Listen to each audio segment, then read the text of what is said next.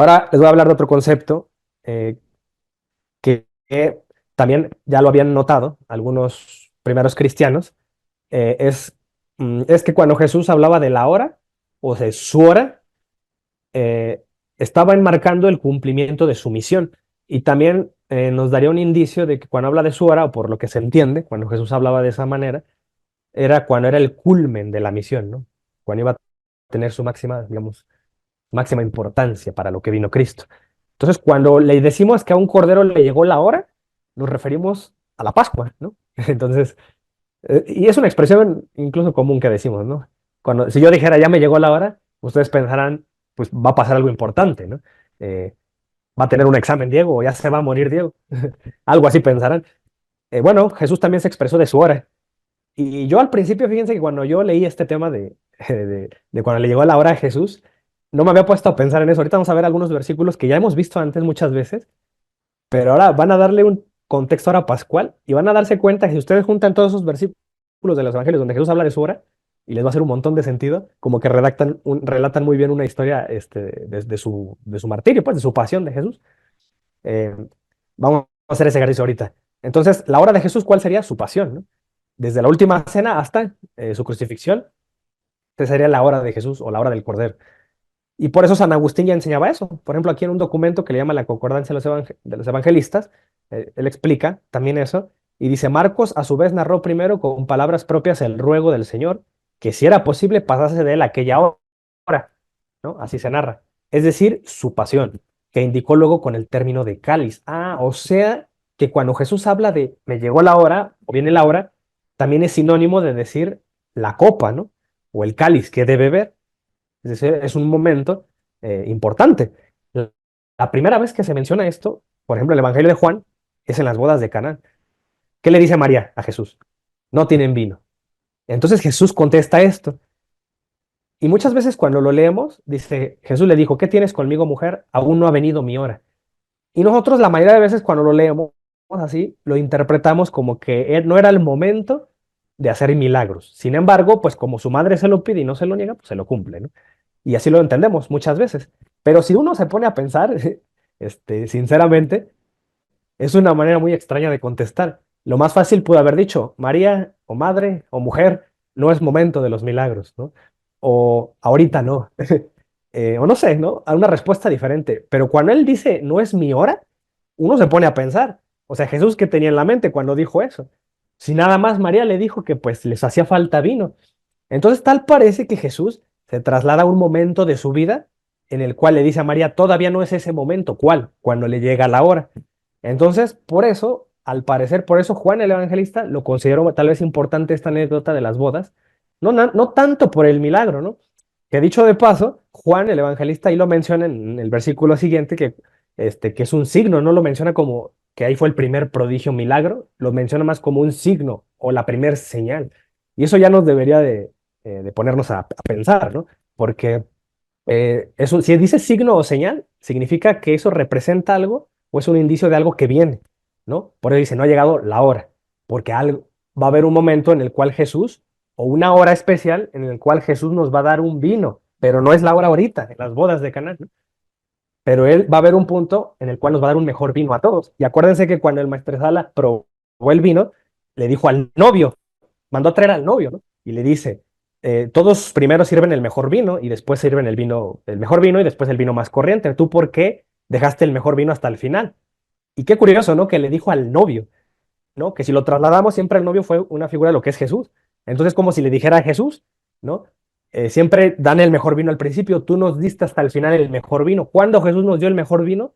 En la última cena. Entonces, esta era una señal o signo de que Jesús algún día, cuando llegara su hora, nos iba a dar el mejor vino. Ahora bien, por ejemplo, en unos capítulos adelante, cuando está ahí con la samaritana, dice aquí, por ejemplo, la samaritana, nuestros padres adoraron en este monte y vosotros decís que en Jerusalén es el lugar donde se debe adorar. Dense cuenta en este contexto histórico como para el judío, a pesar de que ella es samaritana, pero sí descendía pues de los hijos de Israel, nada más que el reino quedó dividido, acuérdense, en el reino del norte y el reino del sur, la capital Samaria al norte y al sur Judá, en el perdón, Jerusalén, en el reino de Judá. Entonces Jesús platica con una samaritana y le dice eso. Y dense cuenta en este contexto cómo para ellos es importante el lugar donde adoras. para que puedas adorar bien. Pero Jesús, ¿qué le contesta?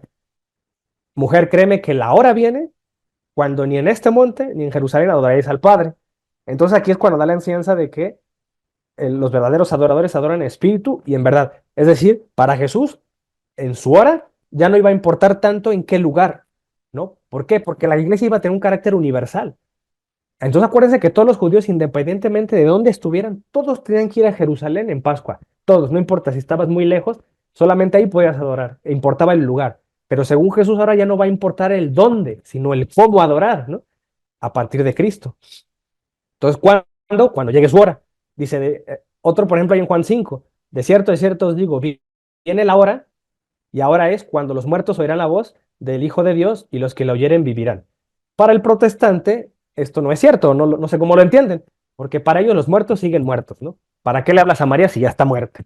¿No? Entonces, pero aquí según Jesús dice que viene una hora, va a haber un momento cuando llegue la hora del Cordero, en donde ahora él le iba a predicar a los muertos, eso lo leemos en la carta esta de Pedro, ¿no? Ahí, si mal no recuerdo, la primera carta del capítulo 3, donde dice que le predicó a los espíritus encarcelados. Entonces, van a llegar los muertos y ahora vivirán. Por eso tenemos santos. A partir de Jesús, tenemos una comunión de santos, ¿no? O al menos lo que decía la Iglesia Católica. Y en estos dos versículos, ahí del mismo Evangelio de Juan, dense cuenta cómo Juan le importaba mucho eso, mencionar la hora. Por ejemplo, son muy parecidos los dos. En los dos había dado enseñanzas que no le gustaron a los judíos, a los fariseos. Entonces, por eso dice aquí en Juan 7. Entonces procuraban prenderle, pero ninguno le echó mano porque aún no había llegado su hora. Entonces Jesús dijo, todavía, todavía un poco de tiempo estaré con vosotros e iré al que me envió. Ah, o sea que cuando llegue su hora es cuando Jesús va a ir al que le envió, ¿no? Y allá abajo dice algo parecido. Estas palabras habló Jesús en el lugar de las ofrendas, enseñando en el templo, y nadie le prendió porque aún no había llegado su hora. Entonces, todavía no era la hora. Ahora bien, si Jesús estuvo para darnos el mejor vino, cuando llegara su hora, de acuerdo al signo de las bodas de Caná, entonces yo me pregunté esto, ¿no? Yo dije, entonces habrá un versículo cuando diga que nos va a dar el mejor pan, ¿no? Porque así ya completaría como este puzzle, ¿no? De decir la hora y la copa con la Pascua, ¿no? Y la última cena. Y sí, efectivamente, en el mismo Evangelio de Juan, Juan se molestó en decirnos esto. Y es bien interesante porque cuando uno lo empieza a ver desde esta perspectiva, te das cuenta que parece ser que sí, Jesús ya estaba anticipando desde siempre cuando hablaba de la hora, acerca de la última cena, ¿no? Y también, claro, de su pasión. Dice acá Jesús le respondió diciendo, ha llegado la hora para que el Hijo del Hombre sea glorificado, ¿no? O sea, ya está cerca esa hora. Entonces, y es bien curioso que Jesús toma, digamos, esta analogía y él se menciona a sí mismo como trigo. Y por eso Jesús decía, yo soy el pan de vida, ¿no? Y es lo curioso porque, pues, del trigo se sale el pan, ¿no? Entonces dice, de cierto os digo que si el grano de trigo no cae en la tierra y muere, queda solo, pero si muere, lleva mucho fruto. Es decir, la semilla del trigo debe, pues, morir, según Jesús, ¿no? Esta analogía, digamos, debe desaparecer en la tierra para dar origen a un fruto. Entonces, él se compara con ese trigo, ¿no? Entonces ahí es cuando uno se da cuenta que verdaderamente Jesús también desde ahí ya estaba dando indicios de que él es el trigo, ¿no? O el pan, porque al final ese es el fruto del trigo, darnos el pan. Y así lo entendían los judíos desde siempre. De hecho, por eso hay documentos de los primeros cristianos, por ejemplo, la Didache, cuando se celebra la Eucaristía, y es un documento del primer siglo, recuerden eso, y él menciona, en una plegaria eucarística se menciona esto y dice que así como dice, así como la unidad de este pan, no me acuerdo exactamente las palabras que usa, pero voy a parafrasearlo, dice que estaba disperso en el monte, es decir, en granos de trigo, y por eso hay una unidad en el pan, en esa Eucaristía. Dice, del mismo modo nosotros estamos aquí congregados y unidos, ¿no? Es decir, la Eucaristía nos da unidad, la unidad como iglesia. Entonces, también aquí ya menciona, por ejemplo, en Juan 12, dice, ahora está turbada mi alma, ¿no? Cuando está orando Jesús. ¿Y qué diré? Pues sálvame de esta hora, mas para esto he llegado a esta hora. Es decir, Jesús no se va a echar para atrás, viene la hora y la va a asimilar, ¿no? Que ya sabemos que es el cáliz, que le cuesta trabajo beber, ¿no? Pero lo bebe. Dice, Padre, glorifica en tu nombre. Entonces vino una voz del cielo, lo he glorificado y lo glorificaré otra vez. Entonces aquí Jesús también me habla de su hora. Acá, lo que se menciona en Juan 13, dice antes de la fiesta de Pascua, sabiendo Jesús que su hora había llegado, entonces a partir de ahí empieza la hora, ¿no? Con la Pascua. Es lo que podemos entender. Para que pasase de este mundo al Padre. Y bueno, ahora vamos a ver qué rescatamos de esa hora, porque Jesús, cuando está orando en Getsemaní, bueno, cuando está angustiado, es cuando ahí en Juan 17, 1 al 2, dice estas cosas. Dice, estas cosas habló Jesús, y levantando los ojos al cielo dijo, Padre, la hora ha llegado, ahí está.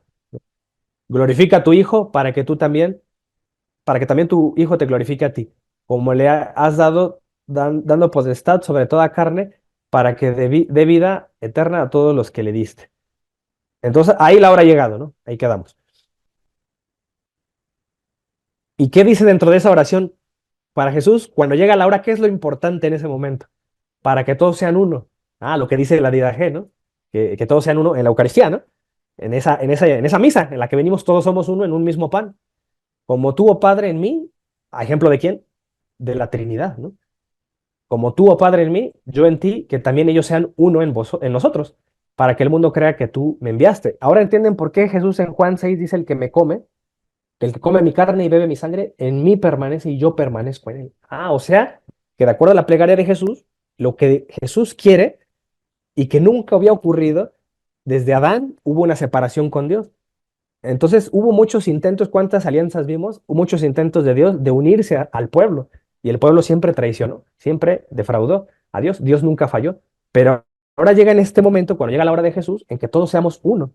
Por eso Jesús enseña da esta enseñanza en Juan 6 de la Eucaristía, el discurso del pan de vida, y ahí la importancia de la alianza de Jesús es que por fin, después de tanto tiempo, desde Adán y Eva, vamos a ser uno con Dios. ¿Cuándo? ¿Cuándo le llegó la hora a Jesús? ¿Cuándo? Cuando como yo del Cordero. Ahí hago una unidad con Dios. Y lamentablemente el protestante, pues, no tiene esa unidad, o cuando menos participa de ella, pero no con ministros legítimos, ¿no? Como Jesús lo ordenó en este momento, que fue la última cena.